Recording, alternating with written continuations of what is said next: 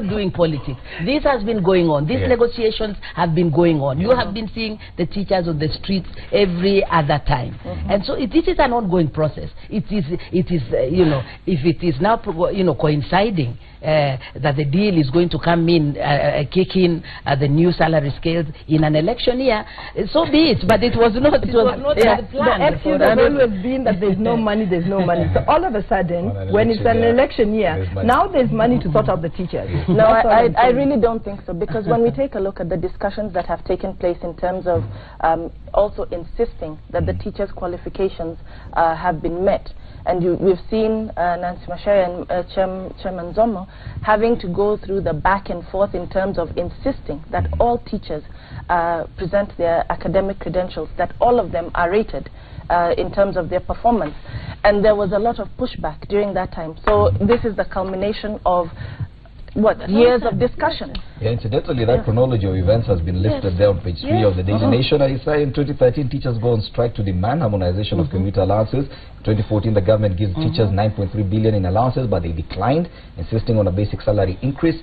In 2015, that's last year, they went on strike again in January, demanding a 300% salary increase. The TSC moved to court and halted the strike. Labour Court awarded teachers 50 to 60%. Which was never in November, Court of Appeal nullified that award. And then in November again, President Uhuru Kenyatta met NAT and KUPPET officials and struck a deal for talks within a month, and now finally culminating in this deal that was signed yesterday. It is a process. It is a process that has gone through for some time.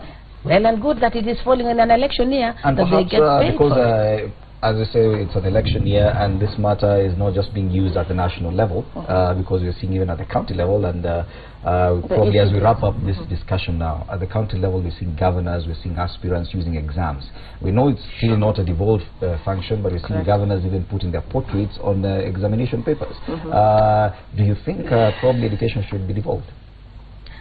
No, in my view, no. In fact, I would go further and say, apart from education, even health, in my view. But that's a controversial one. But education, I think, for standards, for quality control, for equality, or at least you know, similarity across the country, I do not think that education should be devolved. I mean, it was well and good that they said, you know, ECDs, the early childhood education, yes, that can be devolved, that can be done, you know, with local situations and circumstances being considered.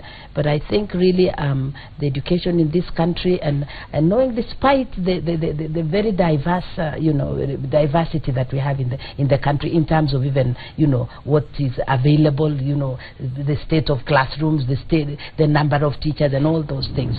For me, even as an educationist, I think that standard, and the fact that we can be able then to really, you know, take teachers right across. So when you devolve, what does that mean? You will have to keep teachers coming from that county only, or who is it that is going to really, you know, even the officers, the education of what do you mean when you say you devolve it? You know, aspirants putting their names and portraits on exam papers.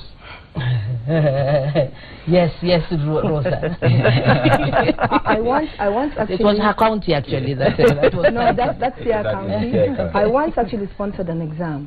I didn't put a portrait on the exam paper, but I identified with that exam.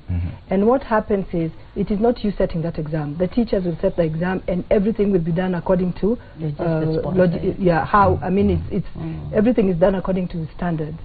I think my only issue with that is that the money from the county was used to run that exam, or to print that exam, you know. But otherwise, if I offered to do an exam with my own money, and I called it, for example, Duasi mock exam, you know, that doesn't take away the real objective of that exam, to give these students an opportunity to meet these questions before the actual, the final paper. It doesn't take away that objective. But I think the fact that the money from the county was used to do that, I think that is where I have a problem with that. Yes. You agree with Rosa Bui that there's really no problem with a politician or an aspiring politician to have their portrait on an exam paper? Well, you know, the issue of a portrait, I think it's really a bit ridiculous and a bit much. We sponsor exams all the time. every year throughout the whole county. We do, I just did exams for some schools in Kabete just a month ago. And really, education is a communal affair. It's relevant to the county government, national government. These are our children, and everybody wants the best for the children. The question of education, whether it should be devolved, I totally disagree. We need to establish standards. We need to establish not only just academic standards. All buildings, all school educational institutions should be the same design. Every single one of them. Every center of excellence within the country should be the same. And the reason is this. The education that these children get, they go out there and represent the country, whether they are overseas or wherever they are.